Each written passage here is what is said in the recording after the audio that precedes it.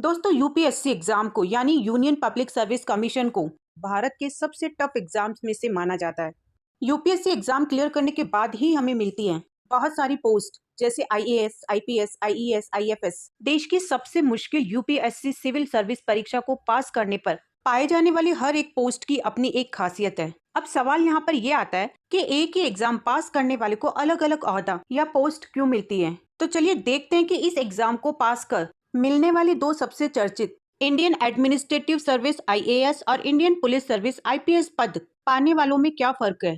तो दोस्तों, आईएएस और आईपीएस बनने के लिए कैंडिडेट्स को UPSC civil service exam pass करना होता है और इसमें ज्यादा रैंक वाले उम्मीदवारों को आईएएस पद मिलता है। अब जब आईएएस की पोस्ट दे दी जाती है, दूसरे जो टॉप रैंक पर रहने वाले हैं उनको आईपीएस की पोस्ट मिलती है। तो अब आपके समझ आ गया होगा कि यूपीएससी एग्जाम को क्लियर करने के बाद जो टॉप रैंकर्स होते हैं उन्हें आईपीएस और आईएएस की पोस्ट दी जाती है। तो देखो, इसमें होता क्या है कि जो टॉप रैंकर्स होते हैं उसमें जितनी रिक्वायर आईएएस की होती है उतने पहले आईएएस अधिकारी निकाले जाते हैं। अब बाद में जो बचे हुए टॉप रैंकर्स होते हैं उनमें से आईपीएस निकाले जाते हैं। तो यूपीएससी एग्जाम क्लियर करने के बाद जो टॉप रैंकर्स होते हैं उनमें से पहले आईएएस निकाले जाते हैं और फिर उसके बाद में आईपीएस निकाले जाते हैं। एक्चुअली आईएएस और आईपीएस ये दोनों ही खास अधिकारी होते हैं, यानी इन पदों पर कार्य करने वाले लोगों के पास बहुत सारे स्पेशल राइट्स होते हैं और इन्हें लोक सेवा अधिकारी भी कहा जाता है। वैसे देखा जाए तो आईएएस सबसे ऊंचा पद माना जाता है और आईएएस के बाद दूसरे रैंक वालों को जो पद मिलता है वो आईपीएस है। अब आईएएस अधिकारी को सरकारी विभाग और मंत्रालयों की जिम्मेदारी मिलती है,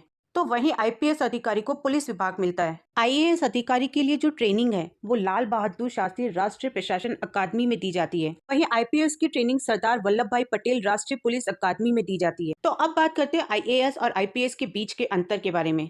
आईएएस का पूरा रूप भारतीय प्रशासनिक सेवा है, तो आईपीएस का अर्थ भारतीय पुलिस सेवा है। लेकिन आईएएस सार्वजनिक प्रशासन से संबंधित है, तो आईपीएस देश में कानून और व्यवस्था को बनाए रखता है। आईएएस और आईपीएस के गुणों में सबसे बड़ा अंतर ये है कि एक आईएएस अधिकारी को सच्चा, मजबूत दिमाग वाला और उसमें देशभक्ति की भावना होनी चाहिए, जबकि एक आईपीएस अधिकारी को बहादुर, सहनशील और विनम्र होना चाहिए।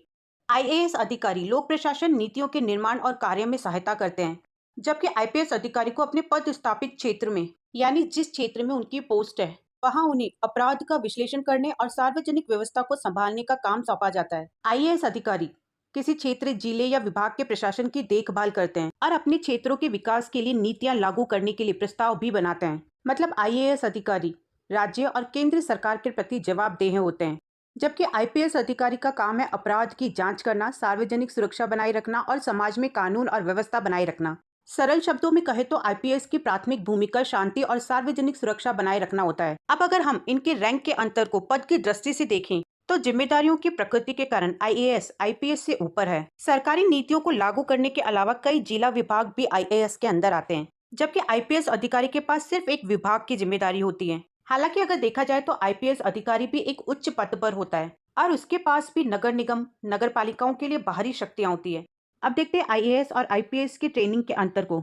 आईएएस अधिकारी को प्रशासन और जनशक्ति के प्रबंध में ट्रेन किया जाता है और ट्रेनिंग के दौरान टॉप रैंक पर रहने वाले कैंडिडेट को राष्ट्रपति का स्वर्ण पदक भी दिया जाता है। जबकि आईपीएस अधिकारी की जो ट्रेनिंग है वो बहुत ज्यादा कठोर है। इसमें शारीरिक प्रशिक्षण और कानून प्रवर्तन गतिविधियां शामिल है।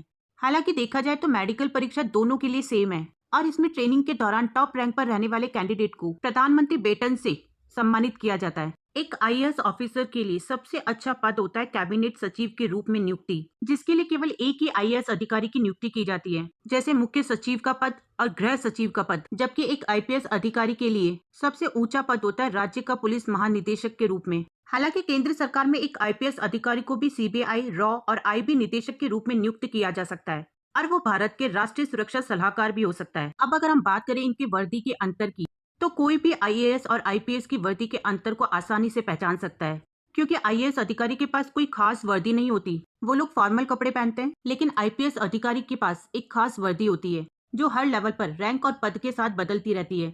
अब बात करते हैं इनकी सैलरी की।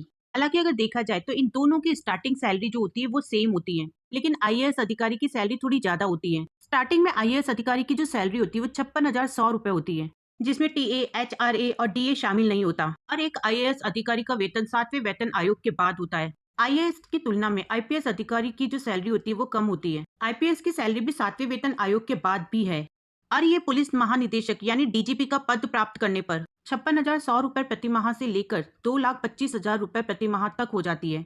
और आईएएस और आईपीएस इन दोनों को ही सभी तरीके की फैसिलिटीज मिलती है, जैसे घर, परिवहन, स्वास्थ्य देखभाल आदि।